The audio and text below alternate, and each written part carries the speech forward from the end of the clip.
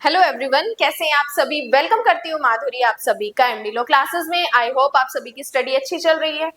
आज इस क्लास में मैं आपको सीआरपीसी और बीएनएसएस दोनों का एक सेक्शन बताने वाली हूँ जो बात करता है न्यूसेंस हटाने के लिए कंडीशनल ऑर्डर देना।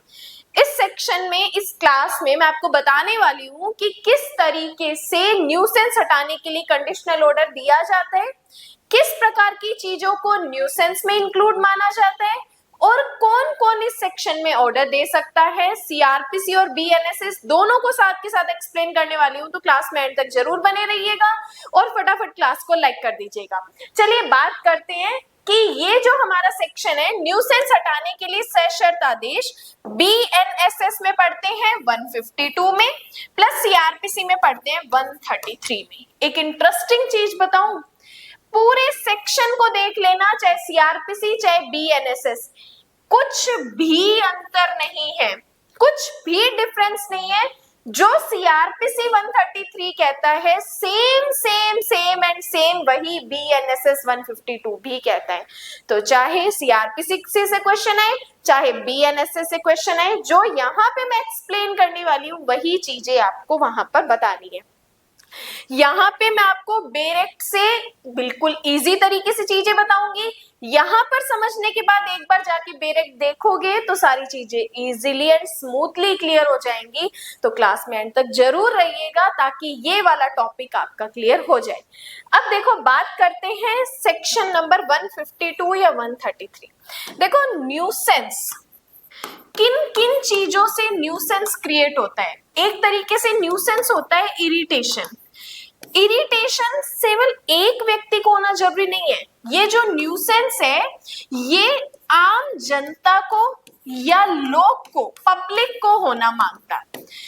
जनता को जब किसी व्यक्ति के, किसी कंपनी के, किसी फैक्ट्री से किसी तरीके की इरिटेशन होती है तो वो क्या कर सकते हैं, अपनी इस इरिटेशन को डीएम के पास लेकर जा सकते हैं, एसडीएम के पास लेकर जा सकते हैं या एग्जीक्यूटिव मजिस्ट्रेट के पास लेकर जा सकते हैं। डीएम जिसे हम जिला मजिस्ट्रेट या कलेक्टर बोलते हैं, एसडीएम जो उपखंड मजिस्ट्रेट होता है और एग्जीक्यूटिव मजिस्ट्रेट कार्यपालक मजिस्ट्रेट जिसे स्टेट गवर्नमेंट ऑथोराइज करता है। अगर आम जनता को किसी व्यक्ति के कार्य से इरिटेशन होती है तो वो अपनी इंफॉर्मेशन को इनके पास लेकर जा सकता है। जैसे इसका सिंपल एग्जांपल बताती हूँ कि रात को 10 बजे के बाद डीजे बजना अलाउ नहीं है। अगर बजता है, लोगों को इरिटेशन होती है, तो वो एक तरीके का क्या है, न्यूसेंस माना जाएगा। अब आप क्या कर सकते हो, इसके लिए डीएम, एसडीएम या एग्जीक्यूटिव मजिस्ट्रेट के पास कंप्लेन कर सकते हो, इन्फॉर्म कर सकते हो। अब यहाँ पे देखो, ये जो न्यूसेंस है, पब्लिक न्यूसेंस है, हटाने के लिए इस सेक्शन में कंडीशनल ऑर्डर दिया जाता है, सशर्त आदेश दिया जाता है, शर्तों के साथ आदेश दिया जाता है। अब ये जो न्यूसेंस है वो किन किन तरीकों से होता है। देखो, सबसे पहले आप ध्यान रखो कि ये मार्ग से हो सकता है, नदी से हो सकता है, जल सारणी से हो सकता है। ठीक है, अब ये तीनों वर्ड जो मैंने आपको बताए हैं, ये जाके आप डायरेक्ट देखोगे तो सबसे पहले क्लोज में मार्ग, नदी और जल सारणी वर्ड है, उसको आप हाईलाइट कर लेना। उसके बाद वर्ड है व्यापार या उपजीविका से। न्यूसेंस और किससे होता है, व्यापार या उपजीविका, जो कि हमारा कमाने का साधन है। अगर कोई व्यक्ति ऐसा बिजनेस कर रहा है, ऐसा कोई काम कर रहा है अर्निंग के लिए जिससे लोगों को इरिटेशन हो रही है, तो वहां पे ये क्या माना जाएगा, एक न्यूसेंस माना जाएगा। इसके अलावा न्यूसेंस होता है भवन के निर्माण से। कई बार घर लोग बनाते हैं तो किसी भी प्रकार की कोई देखरेख नहीं रखते हैं, किसी भी प्रकार का कोई डेंजर का बोर्ड नहीं लगाते हैं, ग्रीन शीट्स नहीं लगाते हैं, तो उससे क्या होता है, लोगों को रिस्क होता है, न्यूसेंस क्रिएट होता है। या फिर ऐसा कोई भवन, तंबू या ऐसे किसी पेड़ से भवन या तंबू या ऐसे किसी वृक्ष से, कई बार होता है ना कि पेड़ इतना बड़ा हो गया है कि यहाँ पे आने जाने वाले लोगों को डर लगता है कि ये हमारे घर के ऊपर ना गिर जाए, हमारे आसपास जो बच्चे रहते हैं उनके ऊपर ना गिर जाए, तो उससे भी क्या होता है, यहाँ पे न्यूसेंस क्रिएट होता है। इसके अलावा तालाब, कुएं से, इसके अलावा पॉइंट आता है हमारे पास तालाब या कुएं से भी क्या होता है, न्यूसेंस होता है। उसके बाद न्यूसेंस हो सकता है जीव जंतु से। कई बार ऐसा होता है ना कि किसी पड़ोसी के पास ऐसा फिरोशियस कुत्ता है जो अगर उसे खुला छोड़ दिया तो वो कभी भी बाइट कर जाएगा, कभी भी खा जाएगा। इस तरीके का जीव जंतु है जो कि पड़ोस में रहने वाले बाकी सभी उससे डरते हैं। अब यहाँ पे इससे भी क्या हो सकता है, न्यूसेंस हो सकता है। अब ध्यान से सुनना, मैं आपको कैसे एक्सप्लेन कर रही हूं। जब कभी भी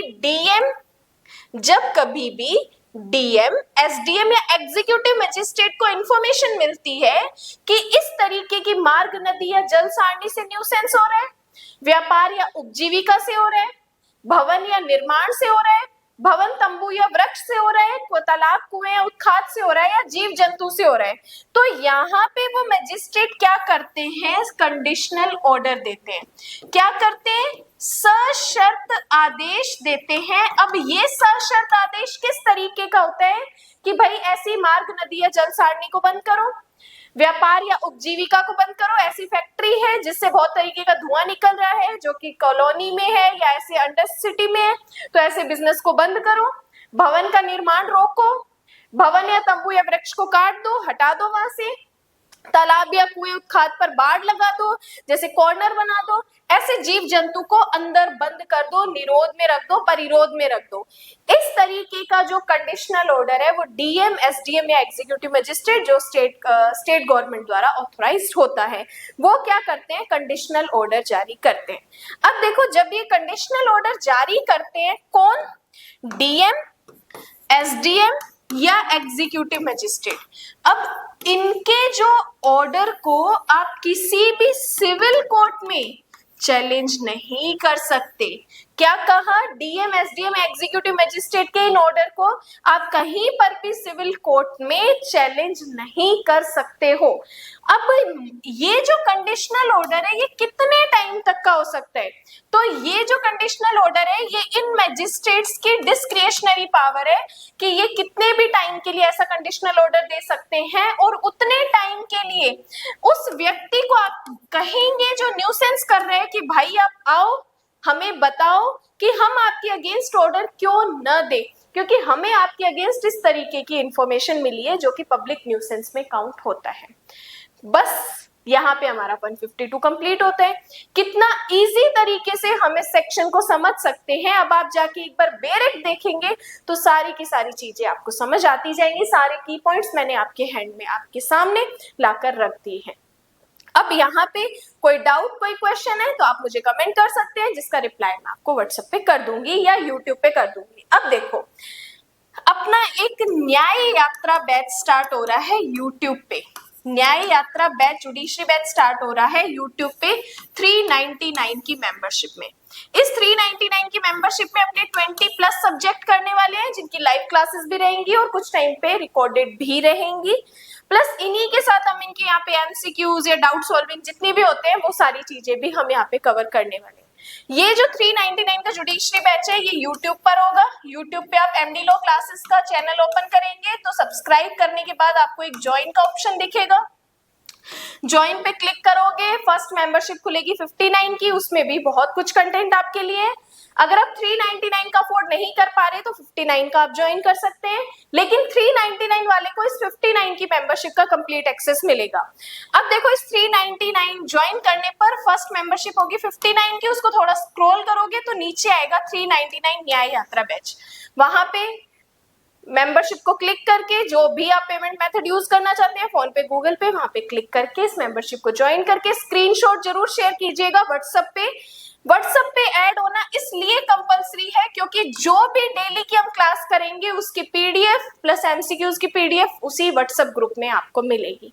ठीक है, तो फटाफट इस मेंबरशिप को ज्वाइन कीजिए और न्याय यात्रा बैच का लाभ उठाइए। बाकी आज के लिए इतना ही, बाकी हम नेक्स्ट क्लास में डिस्कस करेंगे। आज के लिए धन्यवाद एंड जय हिंद।